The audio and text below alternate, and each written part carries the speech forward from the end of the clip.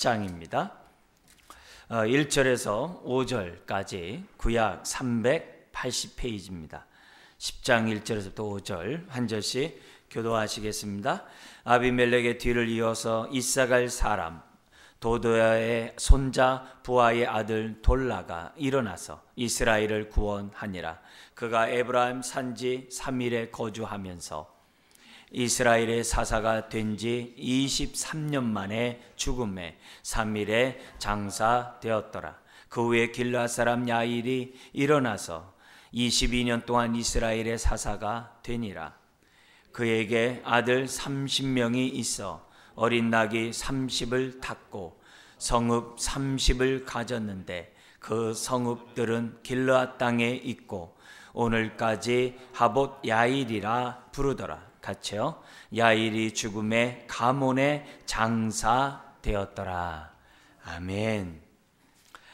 오늘 지금 우리가 이제 10장에는 그리고 11장에 입다라는 사사가 이제 등장하게 됩니다. 앞에서는 이제 기드온의 대사사인 기드온의 역사가 있고 11장서부터는 입다의 사사의 기록이 나옵니다. 근데 그 중간에 오늘 우리가 읽었던 1절부터 5절까지 보면은 소사사, 사사 중에서 어떤 큰 행적 없이 사사로서 역할을 했던 사람을 소사사라고 얘기를 합니다.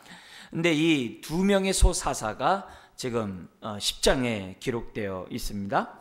여러분, 사사가 있다는 이 자체가 한편으로 보면 어둡죠. 암울하죠. 왜요? 그들이 또 하나님 앞에 악을 행하고 하나님 뜻대로 살지 않았고 그로 인해서 하나님의 심판이 임했기 때문에 그들에게 사사가 온 거거든요. 그냥 사사가 있다는 자체가 참 어두운 얘기예요. 그러나 이런 사사가 있다는 걸 통해서 또 우리가 뭘 알아야 됩니까? 그렇게 자기 소견대로 옳은 대로 살아가는 그 사람들을 향하여 우리 하나님은 끝까지 언약의 하나님으로 신실하게 하나님 노릇하고 계시다는 것을 우리는 또 사사를 통해서 우리는 볼 수 있습니다. 그리고 여기 사사기에 나오는 12명의 이렇게 사사를 보면 사실 이렇게 보면은 이렇게 뭐랄까 변변한 사람이 그렇게 많지를 않아요. 뭔가 부족하고 또 그들이 사사로서 이스라엘을 구원했지만 이스라엘 백성들의 본이 된다든지 이스라엘 백성들을 정말 하나님의 뜻 가운데 살게 만들었다든지 이런 게 잘 없어요. 잘 없습니다. 그러니까 이스라엘 구원하고 그들이 살아있는 동안에 평안했고 그 다음에 또 어찌 돼? 그들이 죽음의 악을 행했더라 이렇게 나오거든요. 그러나 이제 신약에 가서는 자기 소견에 옳은 대로 살아가는 이 인생들을 위해서 하나님이 예수 그리스도를 보내셨어. 그런 의미에서 볼 때 우리 예수님도 사사시죠. 네, 사사시죠. 근데 그 사사이시지만 예수님은 어떤 의미의 사사예요? 완벽한 선지자와 제사장과 왕직을 다 겸비한 완벽한 사사가 되시죠. 그래서 예수님 우리의 본이 되기도 하시고 또 우리들에게 뭐예요? 하나님의 말씀을 가르쳐 주시기도 하고 저와 여러분들이 하나님의 자녀로 살아가는데 부족함이 없도록 우리를 붙잡아 주시거든요. 그런 의미에서 예수님은 구약의 사사와 완전히 달라지는 그런 모습이죠. 그래서 이런 사사를 보면서 범죄 가운데 있고 정말 그렇게 하나님 앞에 악을 범한 그런 자들에게 사사를 보내셨던 하나님이 크리스마스를 맞이해서 우리에게 대사사이신 우리 예수님을 우리들에게 보내셔서 우리를 구원하셨구나 이런 거 생각하면은 한편으로는 사사가 있다는 게 암울하지만 어둡지만 또 한편은 뭐예요? 하나님의 위로의 손길을 사사기를 통해서 우리는 배우게 된다는 거죠. 자, 그런 가운데 지금 우리 이 소사사인 두 사람을 보게 됩니다. 하나는 이사갈 쪽에 있는 그런 이 사람인 이사갈 사람이었던 이 돌라라는 사사가 이제 1절에 등장하고 있고요.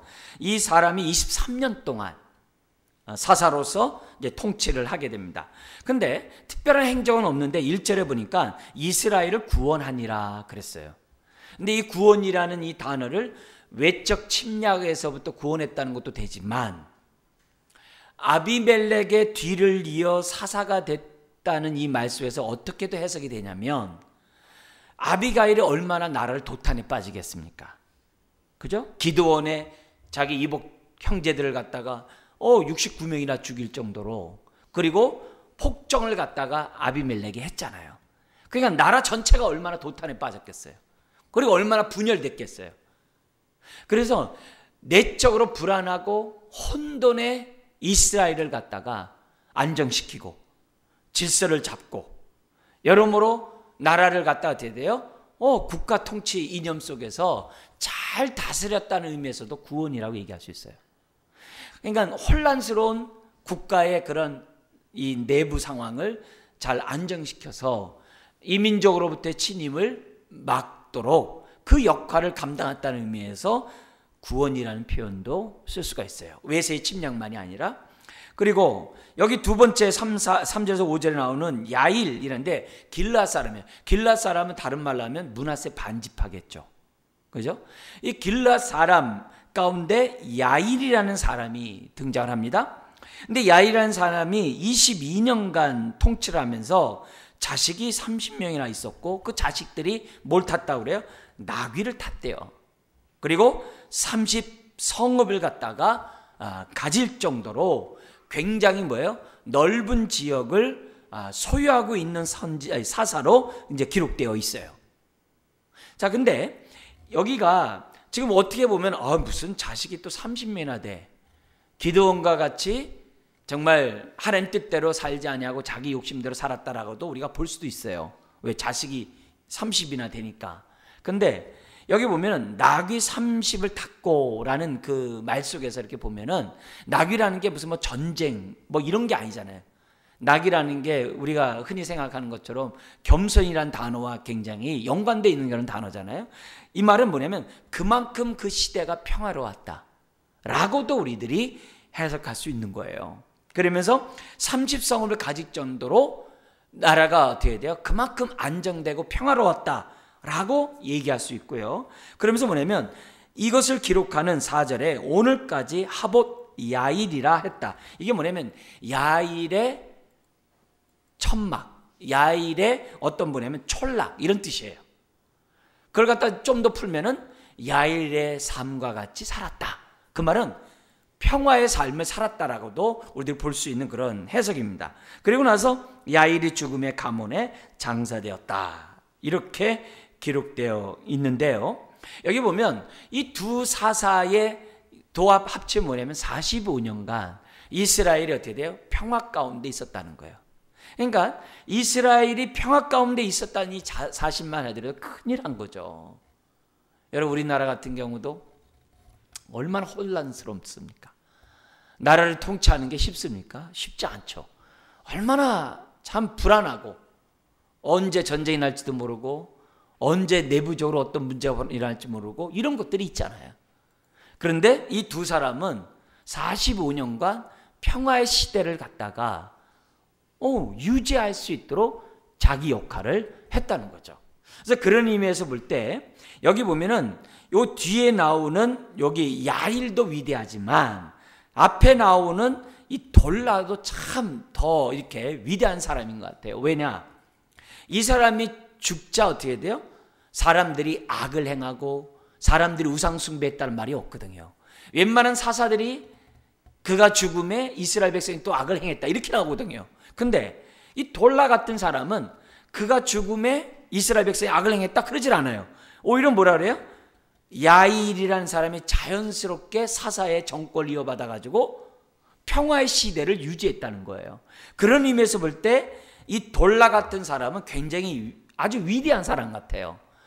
특별한 큰 일을 하지 않았지만은 여기 보면 아비멜렉의 정말 이 내부적으로 정말 이렇게 분란한 분열된 나라를 갖다 이렇게 통일하고 회복하고 나라를 안정했을 뿐만이 아니라 어떻게 돼요? 그 안정된 그 모습을 야일에게 넘겨줄 정도로 평화로운 정권 이양, 말 표현이 좀 이상합니다만 어쨌든 그렇게 넘기는 거 보면은 돌라라는 사람이 나름대로 그래도 하나님 앞에 귀하게 쓰임받았던 사람인 것을 보게 돼요.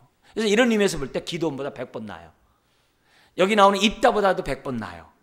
큰 역사를 이루지 않았던 그런 사사보다도 훨씬 난 사람이 돌라가 아닌가 이런 생각을 해요. 그래서 돌라를 보면서 무슨 생각을 하냐면 여기 야곱과 우리가 잘 아는 에녹이 이렇게 비교가 돼요.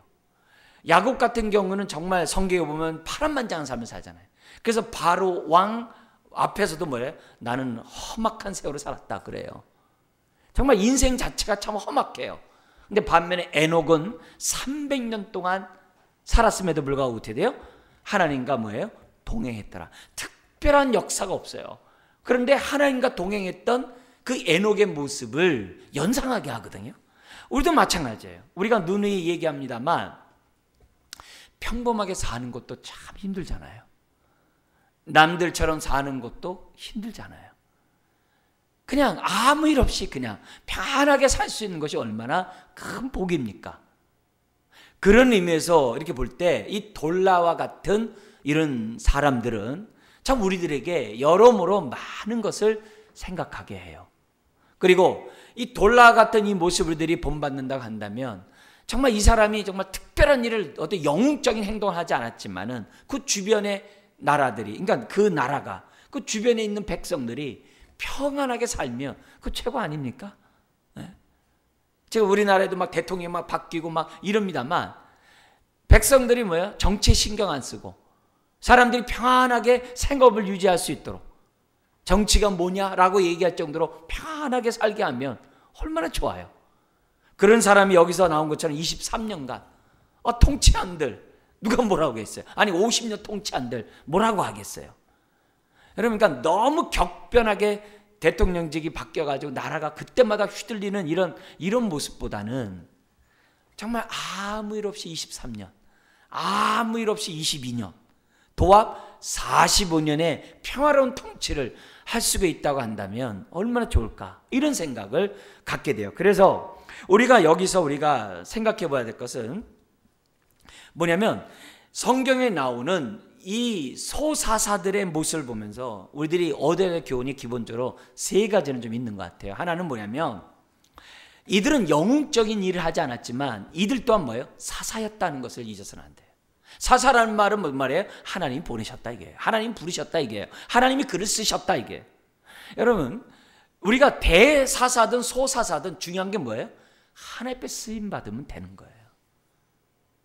그걸 우리들이 알고 있어야 돼요. 내가 큰 간증은 없어도 하나님이 나를 부르셨고 하나님이 나를 통해 일하시고 하나님이 나를 쓰고 있다라고 하는 그런 경험, 그거면 우리는 뭐예요? 사실 아멘이에요. 그만큼 하나님이 뭐예요? 우리를 쓰는 그 사람을 귀하게 여기고 있다는 것을 우리들에게 가르쳐주고 있어요. 여러분, 아무리 작은 사사라 할지라도 하나님 앞에서는 존귀한 자임을 믿습니다. 그래서 우리가 한 달란트 받았다고 남과 비교하면서 막 이렇게 한 달란트를 사장시키는 게 아니라 한 달란트 받은 그 자체에 대해서 어떻게 돼요? 감사하고, 정말 내가 하나님 앞에 부름받았고 내가 쓰임을 받는다라고 하는 그 사실에 감사할 수 있다고 한다면 그 사람이 복된 사람이라는 거죠. 여기에 큰 영웅적인 일은 두 사사가 하지 않았습니다만 어쨌든 그들을 통해서 하나님으로부터 어떻게 돼요? 쓰임을 받았다는 이 자체가 중요해요. 그래서 말라기 3장 16절에 보면은 여러분의 강의 안에 있는 것처럼 같이 한번 읽어볼까요? 그때 여호와를 경외하는 자들이 피차에 말하매 여호와께서 그것을 분명히 들으시고 여호와를 경외하는 자와 그 이름을 존중히 생각하는 자를 위하여 여호와 앞에 있는 뭘 기록해요?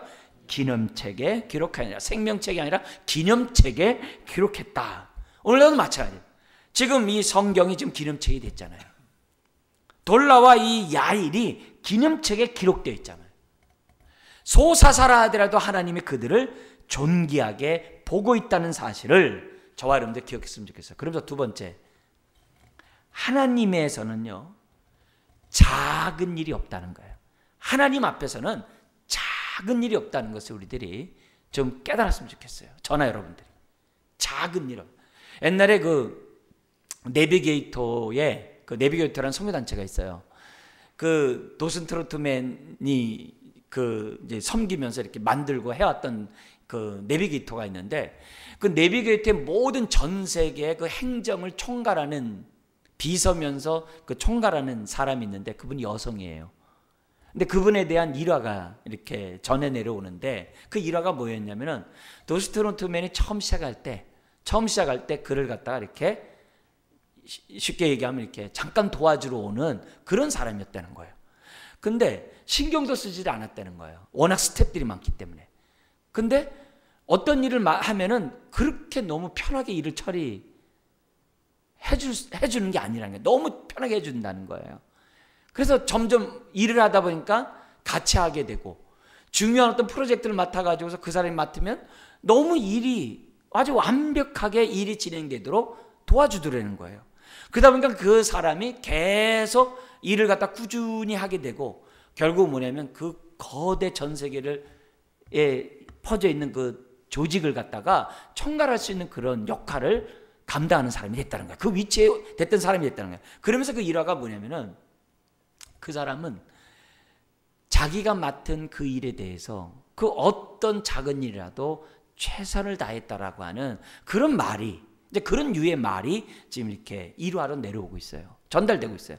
그렇다고 한다면 오늘 우리들이 신앙생활하면서 우리들이 가져야 될 것이 뭐냐? 하나님은 한 달란트 받았다 할지라도 그 받은 사람을 어떻게 돼요?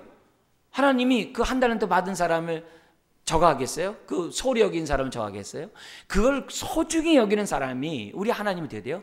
역시 그를 갖다가 존귀하게 여긴다라고 우리는 믿는 거죠. 그런 의미에서 우리가 이 사사의 모습을 보면서 하나님의 앞에서는 작은 일이 없다. 이걸 우리들이 저와 여러분들이 기억했으면 좋겠어요. 이걸 알면 뭘 안 하냐? 비교를 안 해요. 한 번은 베드로가 부활의 주님을 만나서 정말 3번 주님을 부인한 것에서 너무 부끄러운데 우리 주님이 3번 너는 이 사람들보다 나를 더 사랑하냐 3번 물어요. 그렇게 하면서 우리 주님이 베드로의 그러한 정말 죄책감이나 이런 모든 것들을 다 씻고 회복하는 그런 의미가 그 안에 포함되어 있어요. 그런데 이렇게 해가지고서 내 양을 먹이고 내 양을 치라 내 양을 먹이라는 사명을 받았을 때 얼마나 기쁩니까? 너무나도 정말 주님이 나를 다시 쓰시는구나. 너무 감사하다. 내가 주에 맡은 일 내가 최선을 다하리라 그랬을 거예요. 근데 갑자기 그걸로 사건이 성경이 끝나면 좋은데 뭐라느냐면은 주님을 사랑하는 자 저 요한은 어떻게 되겠습니까? 라고 물어요. 근데 왜 이렇게 얘기하냐면은 네가 복음과 함께 살다가 나중에 정말 젊었을 때는 네 멋대로 살지만 나중에는 우리 어떤 의미면 거꾸로 십자가에 못 박혀 죽게 될 것이다 라는 그런 뉘앙스의 그 말씀을 딱 하는 거예요. 그래서 나는 그렇게라도 순교라도 나는 각오하겠지만은 사도 요한은 하나님의 사랑하는 자 저 요한은 어떻게 되겠습니까? 라고 물어요. 그러니까 우리 주님이 뭐냐면 네가 알 바 아니다. 그냥 각자 알아서 해라. 이런 식으로 말씀하거든요. 그러니까 베드로 입장에서 보면은 자기 순교까지 각오하겠다라고 딱 그 시간에 마음을 딱 먹으면서도 지금 뭐 하고 있는 거예요? 비교하고 있거든요. 이 비교한다는 이 사실 자체가 우리로 하여금 어떻게 돼요? 내가 맡은 그 일에 최선을 다하지 못하게 해요. 남들보다 또 많으면 또 뭐예요? 교만하게 만들어요. 그게 아니라 우리는 내가 맡은 직분에 따라 분깃에 따라서 우리는 어떻게 돼요? 최선을 다하면 된다는 것을 두 사사를 통해서 우리들이 기억해야 하는 거예요.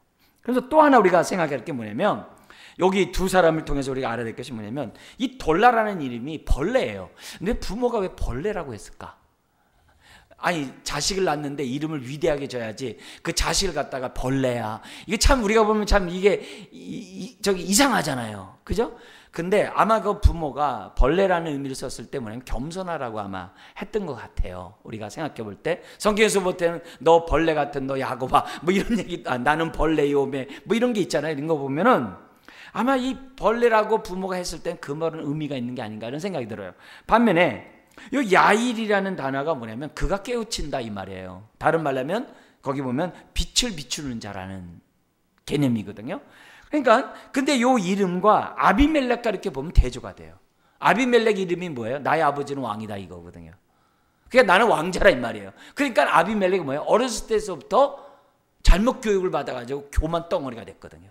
그러니까 자기 형제들 다 죽인 거죠. 그러나 반면에 그 뒷수습을 했던 돌라는 뭐예요? 겸손하게 그 어려운 그런 국내 상황을 갖다가 잘 정말 이렇게 단둘이하고 회복하고 질서를 잡았다는 그런 의미에서 볼 때 아비멜렉과 대조가 되거든요. 더 나아가서 여기 나오는 이 야일 같은 경우도 보면은 그가 깨우치는 자예요. 거기 보면 빛을 비추는 자예요. 이 아비멜렉은 이스라엘 사람들을 어둠으로 몰아넣었잖아요. 근데 반면에 이 야일은 사람들을 어디로요? 빛으로 인도하는 그런 사람으로서 이렇게 대조가 되는 걸 봐요. 그러니까 부모가 야일을 치면서 얘야 이 어두운 이 시절에 너는 어둠으로 세상을 살 것이 아니라 빛으로서 너는 세상을 살면서 사람들을 깨우치는 그런 인생을 살아야 된다 하면서 아마 이 부모가 이름을 져줬던 것 같아요. 아마 그 이름대로 부모가 바라는 대로 이 두 사람이 살지 않았는가 이런 생각을 우리들이 보이죠. 그렇다면 이 이름에서 우리가 세 번째로 알아야 될 게 뭐냐면 우리는 어떤 일을 맡든지 간에 겸손하게 그리고 어떤 일을 만나든지 간에 어둠으로 인도하는 게 아니라 빛으로 인도하는 저와 여러분들이 돼야 한다는 거죠. 아닌가 다를까 제가 목사로서 이렇게 성도님들 이렇게 보면은 큰 일을 해가지고서 감동을 주는 사람도 있지만 남이 아무도 안 보는 그 일을 맡으면서 최선을 다하면서 감동을 주는 사람도 있어요. 감동이 똑같은 감동이지만 감동이 달라요. 그죠? 남들 눈앞에서 감동을 주는 사람과 남들이 눈에 보이지 않지만 감동을 주는 사는 것은 똑같은 감동이지만 다르더라고요. 그거는 하나님이 더 잘 느끼신다고 저는 생각돼요. 그래서 우리가 성경에 보면 이름도 없이 빛도 없이 하나님 앞에 살았던 많은 신실한 소사사와 같은 사람들이 참 많다는 거예요. 살다 보면은 사람 많아요. 가끔 우리 이제 동역자 우리 목회자들 만나가지고서 이렇게 그 교회 얘기를 이렇게 들어요. 또 막 농촌이나 어촌에 있는 이런 사람들의 말도 들어요. 그럼 가만히 이렇게 보면요, 그 교회가 교회될 수 있도록 여기 나오는 이 돌라와 야일과 같은 사람들이 이렇게 교회에 이렇게 다 이렇게 기둥같이 다 있는 그 얘기를 이렇게 들어요. 그러면 그런 모습을 들 때마다 얼마나 그 목회자가 기뻐하면 하나님은 얼마나 더 기뻐하시겠어요. 그죠? 마찬가지예요. 우리 교회도 마찬가지예요. 어떻게 눈에 보여서 그렇게 감동을 주는 사람도 있지만은 보이지 않는 곳에서 감동 주는 분들도 많아요. 그게 목회자의 기쁨이고 또 목회자의 낙이겠죠. 그리고 하나님 앞에서 뭐예요? 감사하는 부분이겠죠. 그죠? 그러니까 그런 의미에서 우리가 이 소사사를 통해서 우리가 배워야 될 이런 세 가지 교훈들에 대해서 우리가 한번 좀 잘 생각하고 아무리 작아도 하나님 앞에 쓰임받는 존귀한 자라는 거. 그리고 하나님 앞에서는 작은 일이라는 게 없다는 거예요. 비교하지 말라 이게. 그러나 반면에 우리들이 또한 뭐예요? 내가 비록 정말 드러나지 않는 그런 모습이라 할지라도 여기 벌레와 같고 남을 이렇게 깨우치는 자로서 정말 우리가 합당하게 정말 우리가 겸손하게 사람들 인도한다고 한다면 그곳에서 얼마나 많은 사람들이 감화감동 받냐 이게. 가끔 왜 목회를 하게 됐어요? 또 왜 선교사가 되려고 했어요? 이런 얘기를 이제 한다고요. 왜냐면 신학교에서 같이 이렇게 생활하다 보면은 저는 비전이 신학 선교 가는 겁니다. 저는 목회하는 겁니다. 저는 뭐하면 이런 얘기 하거든요. 그럼 물어봐요. 왜 그런 생각 갖게 됐어요? 그러면 자기에게 은혜를 끼친 목사님이 계시고 선교사님이 계시는 거예요. 근데 그 선교사님은 이름도 없고 빛도 없어요. 그 어느 누구도 주목받지 못한 목회자예요. 선교사예요. 근데 그 사람을 통해서 뭐예요? 한 사람이 감화감동 받아가지고 신학교 왔더라고요. 하나님이 그 사람을 어떻게 평가하겠어요? 그거는 하나님이 누구보다도 존귀하게 평가한다라고 보는 거죠. 우리 이런 얘기도 해요. 어떻게 해서 예수 믿었어요? 이렇게 물으면은 다른 사람 보면 예수쟁이 다 싫은데 다 내가 뭐라고 거절하고 다 하는데 한 분만은 거절 못하겠다는 거예요. 그래서 누구냐 그러면은 내 엄마는 거절 못하겠대. 엄마의 신앙을 보면은 하나님이 살아계시는 것을 갖다가 자기가 부인할 수 없대. 그래서 자기가 어떻게 돼요? 신앙을 갖노라고 말하는 사람들이 있어요. 사람들이 있어요. 여러분, 그거는 뭐예요? 그 엄마가 뭐예요? 이름도 없지, 빛도 없지만 그곳에서 뭐예요? 겸손히 그곳에 드디어 깨우치는 자로서 그가 살았기 때문에 그의 자식이 어떻게 돼요? 결국 부인하지 못하는 그런 사람으로서 하나님 앞에 세워줬다는 얘기죠. 그런 의미에서 볼 때 이런 소사사에게 주는 우리들의 이런 교훈들을 우리가 잘 새겨서 주님, 내가 받은 은혜가 지극히 작다 할지라도 이걸 주신 분이 하나님이요, 이것은 하나님의 은혜 가운데 나의 준 이 정말 직분이오매 내가 감사하게 이것을 내가 생각하고 내가 있는 곳에서 깨우치는 자로서 내가 있는 곳에서 겸손한 자로서 내가 이것을 섬기면서 주님 앞에 인도할 수 있도록 나를 도와주십시오. 이런 저와 여러분들의 그러한 깨달음, 각오가 저와 여러분들에게 있어야 한다는 것을 소사사를 통해서 배우게 됩니다. 자, 그러면서 6절에서부터 이제 18절까지 보면은 입다가 나오게 된 배경인데요. 그러나 여기 6절부터 18절에 나오는 그동안의 사사가 나오게 된 그 배경과도 같습니다. 똑같아요. 뭐냐면은 야일이 죽음에 사람들이 어떻게 돼요? 다시 6절 한번 읽어볼까요? 이스라엘 자손이 다시 여호와의 목전에 악을 행하여 바알들과 아스타롯과 아람의 신들과 시돈의 신들과 모압의 신들과 암몬의 자손의 신들과 블레셋 사람들의 신들을 섬기고 여호와를 버리고 그를 섬기지 아니함으로 또다시 여호와의 목전에 악을 행해요. 즉 우상 숭배예요. 근데 여기 7개의 신이 나와요. 여러분, 7개의 신이 다 있다는 얘기는 뭐예요? 자기 소견에 옳은 대로 정말 살았다는 거죠. 자기 소견에 옳은 대로 살았다는 그 말을 다른 말로 하면 어떻게 돼요? 자신의 정과 욕심대로 탐심대로 사람들이 어떻게 돼요? 살았다는 거죠. 그걸 또 다른 말로 하면 어떻게 돼요? 보이지 않는 하나님을 섬기기보다는 눈에 보이는 탐욕을 사람들이 어떻게 돼요? 따라갔다는 거죠. 우리 성경의 표현을 쓴다면, 예수님의 표현을 쓴다면 하나님보다도 돈을 사랑했다는 거죠. 그 얘기죠. 하나님보다 돈을 사랑했다는 거예요. 왜 이렇게 7신이 있어요? 이렇게 얘기한 거죠. 부자가 되려면 저 블레셋 신을 섬겨야 돼. 아니야. 블레셋, 우리가 돈 벌려면 저 암몬 신을 섬겨야 돼. 암몬이 지금 뭐냐면 요즘에 대세야. 아니야. 저기 아람의 신이 더 뭐냐면 더 크고 위인데 요즘에 그 대세는 아람의 신이야. 이러면서 사람들이 어떻게 돼요? 이렇게 투자하면 돈 벌어요. 저렇게 투자하면 돈 벌어요. 이렇게 하면은 앞으로 부자 될 거예요. 사람들이 다 하는 거예요. 그래서 사람들이 뭘 쫓아가는 거예요? 부자 되세요를 다 쫓아가는 거예요. 다 쫓아가는 거예요. 그래가지고 이스라엘 안에 뭐예요? 온갖 잡신이 다 있는 거예요. 근데 안타깝게도 이 모습이 그대로 나타난 데가 언제예요? 바벨론 포로로 끌려갈 때 이스라엘 모습이에요. 똑같은 모습이에요. 그러니까 이 모습은 오늘날도 똑같아요. 오늘 우리들이 우상을 섬긴다 그럴 때 우리 형상을 생각하면 안 되죠. 우리 교회 다니는 사람들은. 우리 교회 다니는 사람이 무슨 형상을 만들어가지고 우상 숭배하겠어요. 우상은 어디 있어요? 내 안에 있죠. 왜? 탐심이 우상이니까. 그래서 이 우상이 왜 무섭냐면요. 사람들이 왜 무섭냐면 두 주인을 겸하여 섬길 수 없다는 주님의 말씀 때문에 무서운 거예요. 처음엔 그래요. 저 하나님도 섬기고요. 저는 돈도 섬겨요. 근데 막상 그렇게 생각을 해요. 저 하나님 부인 안 해요. 저는 하나님이 나를 축복해 주셔서 나를 부자가 되게 해 주실 거예요. 저 하나님 부인 안 해요. 하나님 섬겨요. 그러면서 어떻게 돼요? 하나님 나를 부자 되게 할 거예요. 그러나 결국 주님의 눈에서 보면 어떻게 돼요? 두 주인을 섬기는 거거든요. 근데 이 두 주인을 섬기는 사람들의 특징이 나와요. 막판에 돈을 선택한다는 거예요.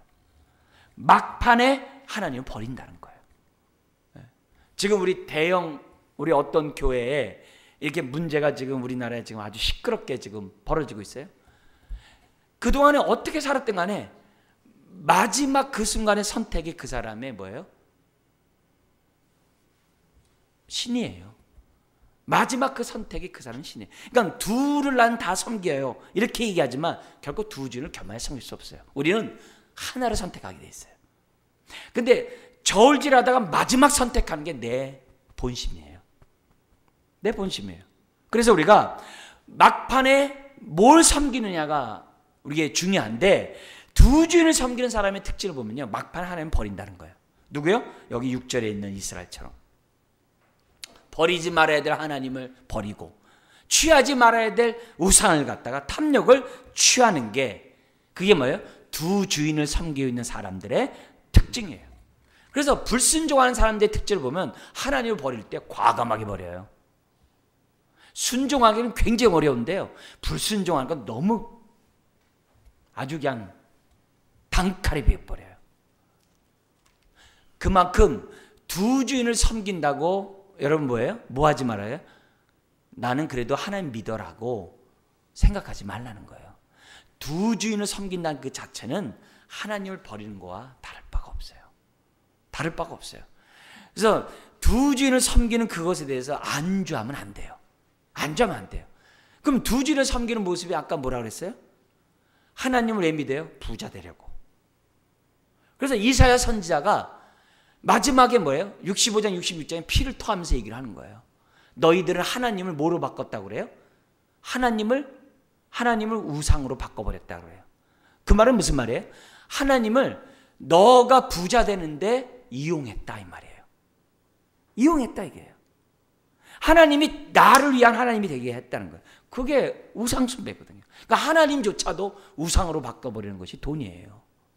그러니까 저와 여러분들이 정말 이 시간에 뭘 해야 되냐면, 여기 6절에서 우리가 배워야 될 것이 뭐냐면, 하나님 45년 동안 평화의 삶을 살아가는 그들이 이 야일이 죽자 그들이 또다시 우상 숭배했습니다. 이게 뭐예요?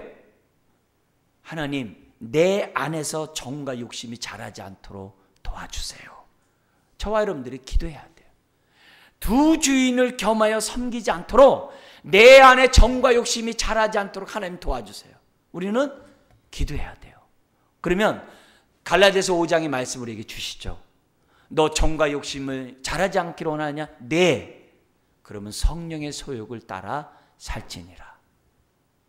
정과 욕심을 날마다 십자가에 못 박으면서 너는 성령의 소욕에 따라 살지니라. 왜? 성령의 소욕으로 따라 살지 아니하고 육체의 소욕을 죽일 수는 없거든요. 그러니까 우리가 평상시에 뭐가 자라지 않도록요? 정과 욕심이 자라지 않도록 내가 어떻게 돼요? 팍팍 죽여야 돼요. 억제시켜야 돼요. 계속 억제시켜요. 억제시키는 방법은 뭐예요? 성령의 소욕을 따르는 것밖에 없어요. 오늘 여러분 예배 드리는 거 육체의 소욕을 죽이는 일인 줄 믿습니다. 성령의 소욕에 따라 이 자리에 나온 줄 믿습니다. 그게 중요해요. 그래서 예배를 드릴 때도 그냥 형식적으로 앉아있는 것보다도 성령을 의지하면서 이 자리에 나오는 것이 너무 중요해요. 왜요? 그래야 육체의 소욕을 죽일 수 있거든요. 근데 성령의 소욕에 따라서 예배를 안 드리고 우리가 그냥 형식적으로 나오면 돼요? 이 시간이 어떻게 돼요? 오히려 예배를 드리는 이 시간이 정과 욕심이 자라나요. 30배, 60배, 100배로 막 자라나요. 그래서 나로 하여금 어떻게 돼요? 결국 하나님을 버리고 탐심을 선택하도록 지금 뭐예요? 한다는 거예요. 아닙니다. 우리 안에 탐욕이 쓴뿌리가 되지 않도록 항상 저와 여러분들이 뭐예요? 조심해야 돼요. 그래서 죄가 힘을 발하지 않도록 오늘 이렇게 예배에 드리고 말씀에 아멘하고 말씀 가운데 순종하는 그 삶 자체가 다 뭐예요? 죄의 능력을 죽이는 거예요. 육신의 소욕을 죽이는 거예요. 근데 안타깝게도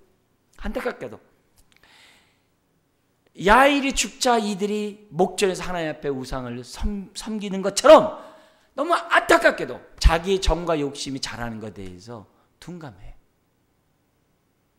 오히려 내 안이 정과 욕심이 자라기에 아주 최적화된 토양이 돼. 하나님을 섬긴다고 하는 내 자신이, 내 안은 뭐예요? 정과 욕심이 잘 자라나는 아주 온실과 같아요. 이게 문제라는 거예요. 그러므로 오늘 이 6절을 통해서 우리들이 알아야 될 것은, 하나님 내 안에 정말 육체의 소욕을 날마다 죽이고 내가 올바른 선택을 할 수 있도록 하나님 도와주십시오. 이런 기도를 우리들이 해야 하는 거죠. 그래서 우리가 적용을 왜 합니까? 옛사람을 벗어버리고 왜 새사람을 왜 덧입어요? 바로 육신의 소욕이 자라지 않도록 하기 위해서 우리들에게 지금 가르쳐주고 있는 거죠. 여러분, 우리 안에 여전히 정과 욕심이 살아있으면 잊어서는 안 돼요. 우리 안에 우상을 만드는 공장이 있음을 잊어서는 안 돼요. 이걸 빨리 우리가 심각성을 가져야지. 그렇지 않으면 어떻게 돼요? 마지막 순간에 어떻게 돼요? 하나님 버리고 딴 거 선택해요. 에이, 뭐 나중에 천천히 하나님 믿어도 되지 뭐. 지금 빨리 이거부터 내가 선점해야 돼. 이건 내가 빨리 잡아야 돼. 속으면 안 됩니다. 올바른 것을 선택할 수 있도록 저와 여러분들이 신앙생활을 해야 돼요. 자, 이들이 하나님 앞에서 지금 어떻게 돼요? 결정적인 순간에 하나님을 버리고 우상을 선택한 그 결과 7절에 하나님이 그 백성 내버려 두겠어요? 사랑하신 하나님인데요, 돌이키게 해야겠죠. 돌이키려면 그냥 돌이킵니까? 맞아야죠. 그래서 맞도록 하기 위해서 누구에게 넘겨줍니까? 거기 보면은 블레셋과 암몬에 넘겨줘요. 하나님은 어떻게 돼요? 내버려 두세요. 은혜의 불성곽을 걷어버려요. 그러니까 어떻게 돼요? 그들의 침략을 받을 수밖에 없는 거죠. 그래서 8절 9절에 보니까 18년 동안 요단강 동쪽에 있는 길르앗, 므낫세 반지파 그 지역에 있는 사람들이 어떻게 돼요? 18년 동안 억압을 당하게 됩니다. 그죠? 거기 보면 억압하였더라 그랬어요. 그래서 9절에 보면 어떻게 돼요? 그들은 동쪽, 요단강 동쪽만이 아니라 뭐예요? 서쪽까지 넘어 들어와 가지고 유다와 베냐민과 에브라임 그 중부 지역을 갖다가 어떻게 돼요? 이스라엘의 곤고가 심했다라고 기록되어 있는 거예요. 그러니까 하나님이 내버려 두는 거예요. 우리 지금 춥잖아요. 시베리아에 있는 그 고난이 그 참 기운을 막아줘야 되는데 이 알타이 산맥이 있는 바람에 우리 쪽으로 지금 내려와가지고 이렇게 춥대요.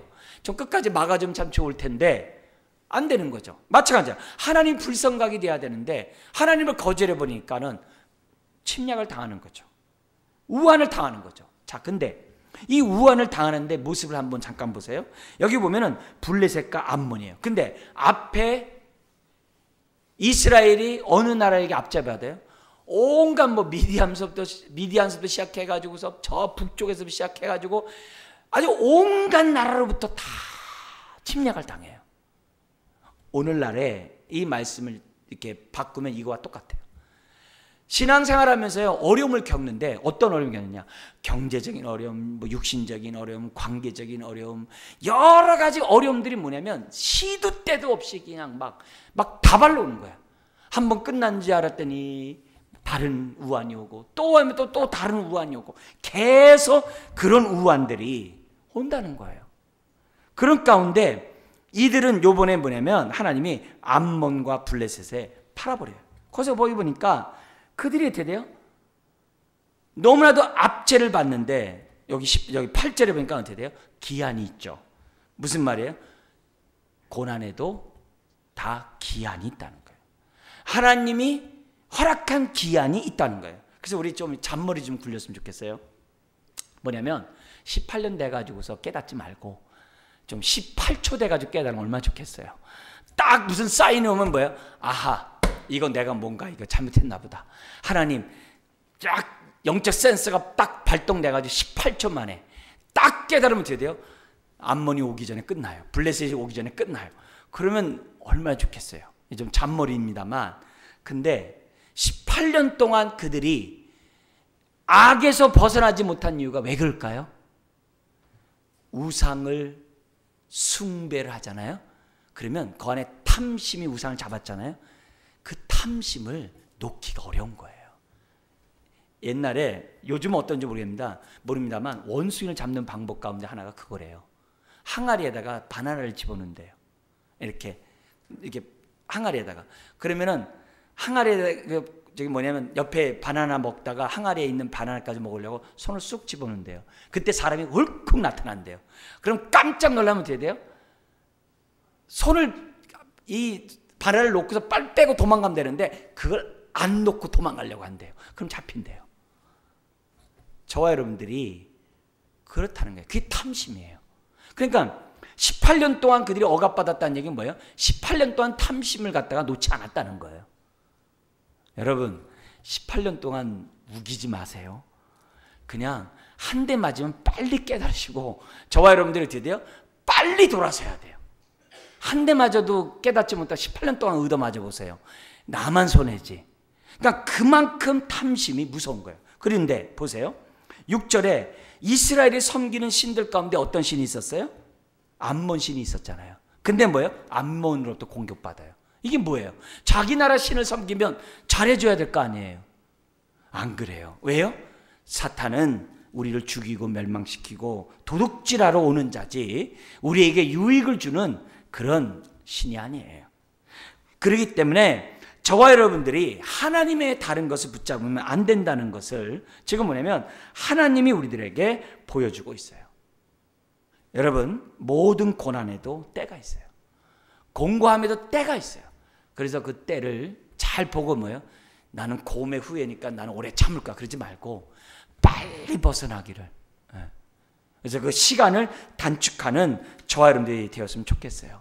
자, 그러면 이 곤고한 날이 심할 때 우리가 해야 될 일은 뭐냐? 10절에 회개하는 거죠. 근데 11절에서 또 14절 회개를 할 때는 어느 때까지 회개해야 되느냐? 그 11절에 답이 있어요. 같이 한번 읽어볼까요? 여호와께서 이스라엘 자손에게 이르시되 내가 애굽 사람과 아모리 사람과 암몬 자손과 블레셋 사람에게 너희를 구원하지 아니하였느냐? 라고 하면서 12절 여러 나라에서 구원하였거늘. 그리고 13절 14절 근데 너희는 나를 버리고 다른 신을 택했다. 그 신에게 너희를 구원해달라고 요청하거라 이렇게 돼 있어요. 자, 여기서 뭘 얻어야 되냐면 회개를 하는데 어느 때까지 회개되느냐? 하나님이 말씀하실 때까지. 지금 또 이 책망하는 때인데 뭐가 좋아요? 여러분 책망이라도요 하나님이 말씀하실 때가 은혜예요. 아멘. 여러분 말씀을 들을 때 깨달을 때가 은혜예요. 말씀을 읽을 때 여러분이 깨달을 때가 은혜예요. 말씀을 읽을 때 깨달을 때가 정말 은혜예요. 더구나 말씀을 더 읽고 싶을 때가 은혜예요. 네, 은혜예요. 회개는 어느 때까지 해야 돼요? 음성이 하나님의 깨달음이 들려질 때까지 우리가 어떻게 돼요? 회개해야 돼요. 그리고 여기 나오는 책망 곱하기 100을 들어도 좋아요. 왜요? 하나님이 우리를 책망하면 우리를 살리기 위함이지 우리를 죽이는 자가 아니에요. 죽이는 분이 아니에요. 사탄이 죽이는 자지 우리에게 정한 게 아니에요. 그러니까 15절에 이렇게 하면 돼요. 하나님이 나에게 막 책망하고 막 찔리고 할 때 우린 15절 같이만 하면 돼요. 한번 읽어볼까요? 이스라엘 자손이 여호와께 여쭈어 우리가 범죄하여 싸우니 주께서 보시기에 뭐라고 그래요? 좋은 대로 우리에게 행하시려니와 오직 주께 고함나니 오늘 우리를 건져내옵소서 하고 뭐예요? 마음대로 하세요. 하나님 삶든지 구워 먹든지 마음대로 하세요. 네. 하나님 뜻대로 하시고 난 달게 받겠어요. 그러나 지금 뭐예요? 우리를 지금 구원해 주옵소서. 그러니까 하나님이 우리를 막 때리면 때릴수록 뭐라 그래요? 우리는 그냥 주님 품에 안기면 돼요. 다른 말로 하면 십자가만을 든든히 붙잡으면 돼요. 근데 여기서 너 왜 이렇게 했어? 라가지고 기분 나쁘다고 픽 돌아서면 안 돼요. 거기서 자존심 세우면 안 돼요. 그냥 죄송합니다 하면서 돼요. 마음대로 하세요 해야 돼요. 네? 가끔 이 고집센 자식들 있잖아요. 때리려고 막 그냥 해서 너 나가! 그러면 어떻게 돼요? 안녕히 계세요 하고 나가는 자식들 있잖아요. 그 고집센 그런 자식들이 가끔 있습니다만 그게 자기 손해죠. 오히려 그럴 때 뭐예요? 아무 소리 않고 지방에 가든지 아무 소리 않고 이렇게 하면은 그게 100번 낫죠. 하나님 앞에서 우리가 할 것이 뭐예요? 그냥 좋은 대로 하세요. 내가 달게 받을 테니까 하나님 빨리 구원해 주세요. 그렇게 얘기해요. 그러니까 16절 하나님의 본심이 나와요. 같이 한번 읽겠습니다. 자기 가운데에서 이방 신들을 제하여 버리고 여호와를 섬기매 여호와께서 이스라엘의 공고로 말미암아 마음이 어떻게 했다고 그래요? 근심했다. 이 근심이란 단어가 짧다 이 말이에요. 마음이 짧다. 이 짧다는 말을 우리말로는 의역을 했어요. 근심이라는 얘기를 했어요. 그러니까 뭐냐면 마음이 짧다는 얘기는 뭐냐면 고통을 보고만 있을 수 없다는 거예요. 더 이상 내버려 둘 수 없다는 거예요. 18년 고통당하는 것도 답답해 죽겠는데 내가 더 이상 고통을 길게 할 수 없다 이 말이에요. 그게 우리 성경은 근심으로 바꿨어요. 여러분, 모든 부모는 자녀들이 힘들 때 그 힘든 것이 짧아지길 원해요. 하나님도 똑같아요. 하나님은 우리가 고통이 짧기를 원하세요. 그러니까 그것이 하나님의 본심이기 때문에 저와 여러분들 어떻게 돼요? 빨리 돌아서면 돼요. 한 대 맞으면 빨리 엎드리면 돼요. 그냥 뭐하면 그냥 엄살이라도 떨어야 된다고. 하나님 죄송해요. 내가 안 그러려고 그냥 그렇게 해야 돼요. 그러면 하나님의 뭐예요? 마음이 짧을 수밖에 없는 거예요. 더 이상 내가 두고 못 보겠다. 더 이상 내가 이 고통 가운데 있는 이 자식 내가 못 보겠다. 그렇게 하나님은 뭐예요? 하신다는 거죠. 하는 거죠. 우리는 성질이 나가지고 미안해요 하는 자식 한 대 더 때릴 수 있지만은 하나님은 안 그러세요. 딱 멈출 때는 딱 멈추시고 돌아설 때는 딱 돌아시는 분이세요. 그러자 17절 18절 하나님이 어떻게 이스라엘을 구원하시느냐. 암몬 자손이 공격하게 해요. 아니 왜 전쟁이 나게 하는 게 무슨 고치시는 걸까? 구원하는 걸까? 아니에요. 하나님의 방법은 뛰어넘어요. 우리 생각을. 그래서 암몬이 공격을 딱 하는 거예요. 그러니까 어떻게 돼요? 이스라엘도 진을 딱 쳤어요. 그리고 누가 우리를 위해서 나갈 거냐? 그 나가는 자가 우두머리가 될 거다. 이렇게 딱 얘기를 해요. 자, 이 얘기를 통해서 이제 11장에 연결해요. 자, 그러면 왜 하나님은 암몬의 전쟁을 허락하셨을까? 왜 허락하셨을까? 여기서 알아야 될 것은 뭐냐면 암몬이 승산이 있으니까 공격을 했을 거 아니에요. 그죠? 암몬이 승산이 없으면 공격 안 하죠.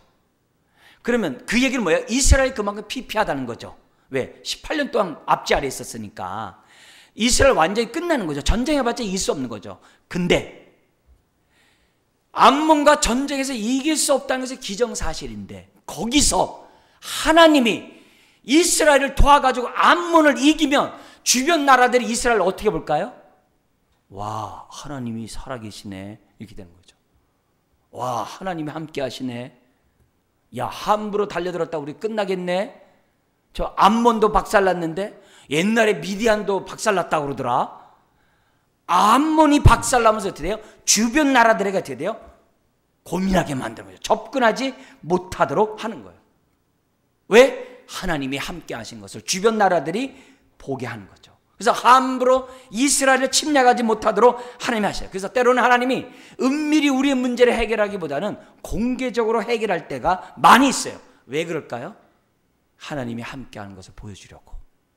그런 의도가 있다는 거예요. 그래서 대적들로 하여금 감히 넘보지 못하도록 하셨다는 모습이 있다는 거예요. 동시에 하나님은 이 이스라엘을 구원하기 위해서 누굴 준비해요? 입다를 준비하시고 계신 겁니다. 말씀을 정리하겠습니다. 여러분, 소사사를 통해서 우리에게 주는 교훈을 잊어서는 안 돼요. 내가 어떤 직분을 맡아도 감사하면서 그곳에서 사람들을 깨우치는 자로서 우리들이 겸손히 살아야 돼요. 뿐만 아니라 내 안에서 정과 욕심이 자라지 않도록 우리는 어떻게 돼요? 최선을 다해서 날마다 하나님 앞에 나가야 돼요. 그리고 잘못하면 어떻게 돼요? 빨리 엎드리셔야 돼요. 두 주인을 겸하여 섬기지 못한다는 것을 잊어서는 안 돼요. 그래서 내 마지막 결정적인 순간에 성령의 소욕을 선택하지 육체의 소욕을 선택하지 않도록 우리는 정말 애써야 됩니다. 동시에 하나님 우리를 때리면서도 마음이 근심이 많은 분이에요. 그 하나님 앞에 우리가 하나님의 마음을 시원케 하는 저와 여러분이 되기를 주의 이름으로 축원합니다. 기도